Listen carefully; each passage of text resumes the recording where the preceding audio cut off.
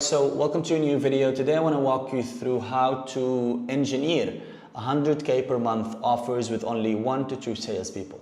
If you always find yourself, whether you are a consulting, coaching, whatever, online business, whatever it is, where you find yourself in a conundrum where you hire a lot of salespeople, SDRs, and then all of your revenue is being spent on commission to all of these people and you don't end up with enough money to sustain your operations, this video is for you.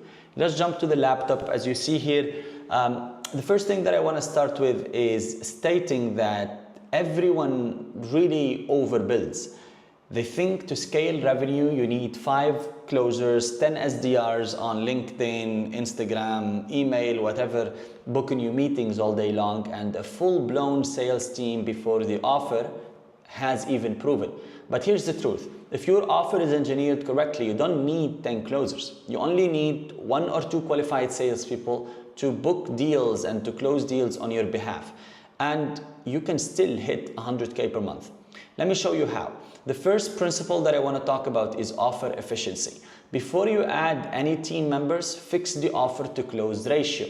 Here's what we aim for at Luxbridge Consultancy. 20% close rate on all qualified leads coming into the CRM, less than 15% call no-show rate, and 60% same day close or deposit at least. Now, to hit this, you need the following: a specific market with burning problems and buying power. You cannot do this if your offer is not proven. You cannot do this across multiple markets. You cannot be targeting and trying to do calls with or doing calls with e-commerce brands and then real estate agents and then insurance company. You can't do that. Be consistent with your offer and your market and your message for at least the first 6 months of building any new offer. Now, this will lead me to my next point. The messaging should speak to the desired outcome, not the features. Now, the way I do sales and the way I always preach sales in the last videos that you've probably seen on my YouTube channel, I have an equation for sales. Problems of your markets create them fears, and those fears create them desires. You should sell the desire by pressing on the fear and pitching your solution as, or your service or product as the solution to their problems, as the bridge to get them from the fear to the desired outcome, whether it's emotional, whether it's business, whether it's systems, whether it's revenue, whether it's performance marketing, whatever it is. So the third thing is a strong qualification filter before calls are even booked. Now, here's an example. When we launched Luxbridge AI, we didn't really target business owners, even though technically we did, but we really jumped from that later on or as fast as possible and shifted to market focus or niche focus. We targeted real estate founders. This is where we found the most success. In the UAE, doing $1 million per year in revenue and struggling with WhatsApp lead generation or lead management. This is the first system that we started selling. It was a very basic system. We closed a few deals here and there, but it was really a basic system that allowed us to test the market and see what's really going on. Now, here are a few screenshots on how we allow this to happen. Now, this is a screenshot of the automation or the workflow that we integrate through Brian, who is our AI customer success manager, to follow up with leads as soon as they book an appointment, to confirm the appointment and follow up with them 24 hours before the appointment. There is also a 48 hours follow-up as well. 24 hours before the appointment, 6 hours and 5 minutes before the appointment. So this allows us to minimize the no-show rate and make sure that it's always below KPI, which is 15%. Here's an example of how that looks like on WhatsApp for some of the leads. This is the reminder for 6 hours and this is a reminder for 5 minutes. All right. And we also implement really strict qualification process. We disqualify a lot of leads on autopilot, and this is an example of how it would look like. So if a lead is not, we use logic in our opt-in forms or surveys, and if leads pick the wrong options, there will always be a few trick questions, and if leads don't seem to be the right fit for us, we immediately disqualify them without wasting any time on trying to book them in or doing even calls with them. And this is how it looks like. Now, Not sure if you have seen Brian before. I keep talking about him a lot in my videos, but he's an actual person. I mean, he's not, he's an AI person, but from our client side, he's an actual person. He has a phone number, he has a tonality, he has a voice, he has a signature, and he has a face. So this is how it looks like. The second thing that I want to talk about, or the next thing, is the system itself. So it consists of 1-2 closers plus precision in pipeline management. And the question you need to ask yourself here is, what does a lean 100K per month sales team actually look like? In your mind now, probably it looks like 5-7 closers and 3-4 SDRs booking appointments, and it's a whole mess in between. While in reality, at least through what I have built for my own company and my clients' companies, is something really different. It consists of 1-2 closers trained on the offer, clear sales process, and they handle anything between 15 to 25 sales calls per week. Now, this is where at least for my company, I have clients who manage 20 calls per day. But for me, at my scale, 15 to 25 calls per week is a healthy rate of calls or number of calls that allow me to hit revenue targets in a very sustainable and scalable way month over month without making anything break in the back end. Now, one AI SDR, you don't need SDRs anymore. You need to have one AI SDR like Brian, what we built, that manages follow-ups, cold outreach, warms leads on WhatsApp, LinkedIn. We currently, literally as of yesterday, we started implementing Brian, and we integrated him with Instagram DMs as well. And it works really fabulous. I mean, it gets the job done. It's trained, it has his own knowledge base. He is integrated with what we call self-improving feedback loops. He's learning, he's improving over time, and it's just amazing. I mean, the results are outstanding. And more importantly, appointment booking. Now, the tools that we use to make all of this work is we use Go High Level as our CRM as usual.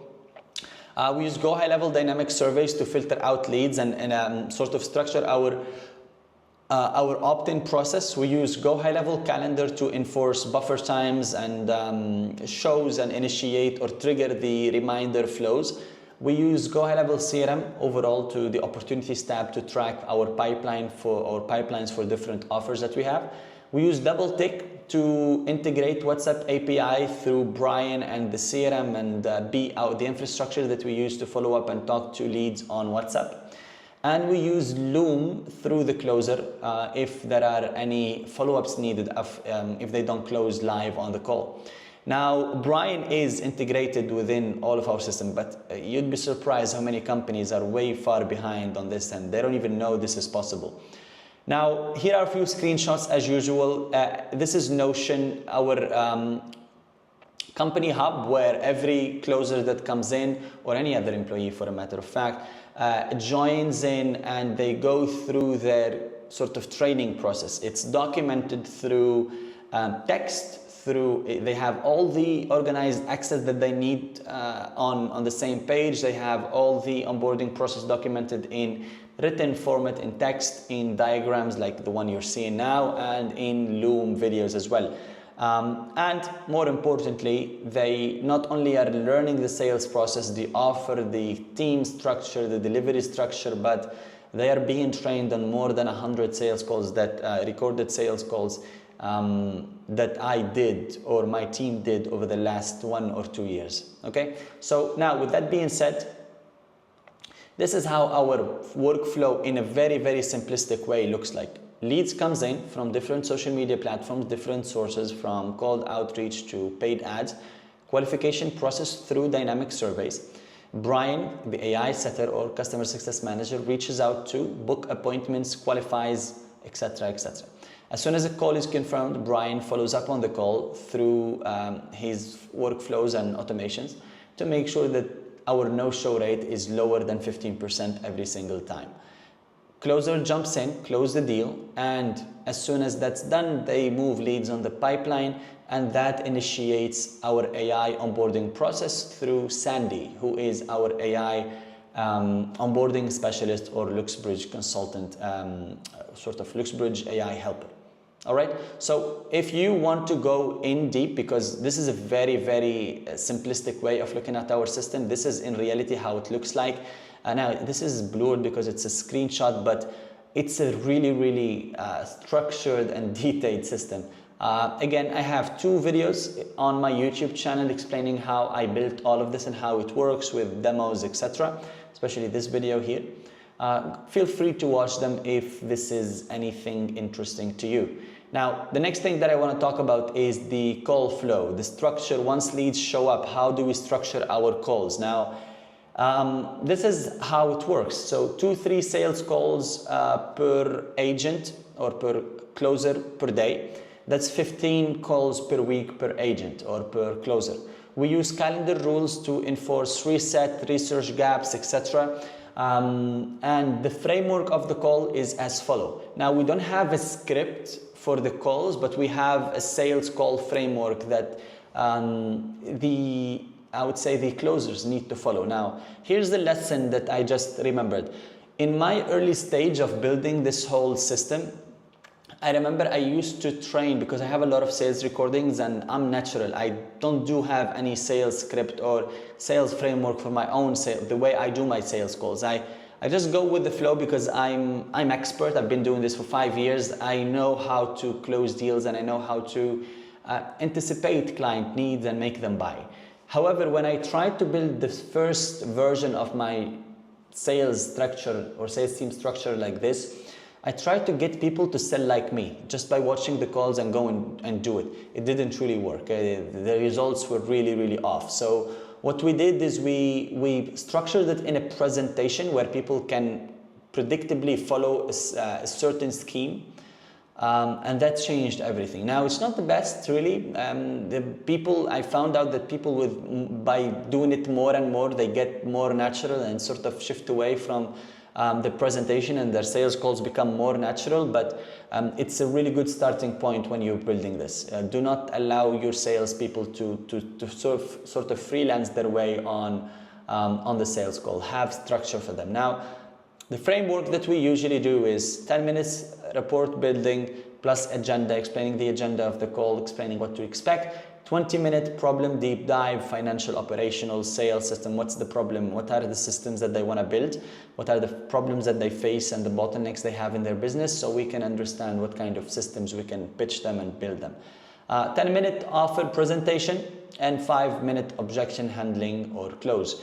Key, we give our closer decision frameworks, not scripts, as I said. It's outcome-based selling. And here's an example. We train them to spot 3 red flags, especially during the objection handling phase. Price sensitivity, let me think about it, energy, and team misalignment internally with the client, company that could delay deals or could make the process of building systems feel daunting, that they decide, okay, it's better not to do it. Now, another thing, again, screenshots here. This is the presentation that the team usually go through during the sales calls.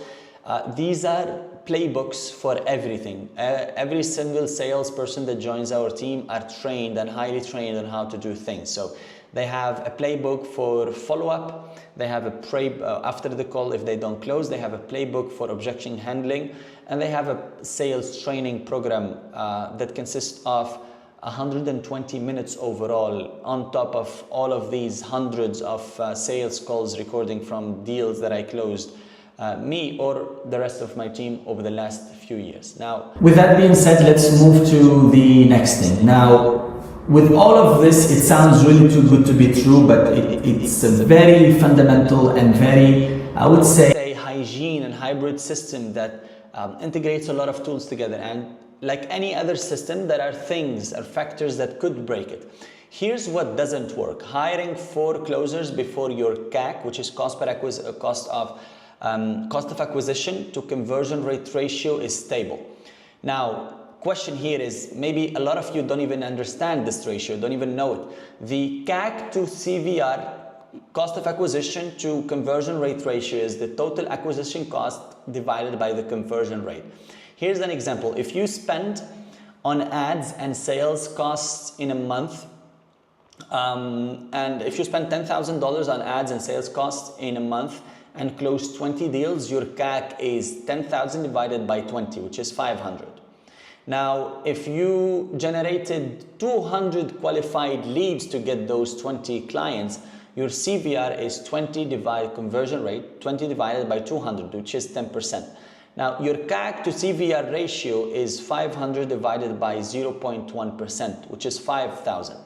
This means on average, you're spending $5,000 for every 10% conversion rate you achieve. Now, why this is very important? Because it allows you to understand what kind of scale can you really operate in with keeping solid profit margins. If you don't understand this, you're building a very fragile system that if ad costs, CPMs, cost per clicks, cost per conversions go up or spike during 2 weeks, especially in Q4 and the holiday season, this happens a lot, you will panic. You won't understand how to fix it, or you won't understand what's going wrong. So it's very, very important to understand your CAC to conversion ratio and only hire at scale, because the only reason why you would hire 4 closers is because you want to increase revenue.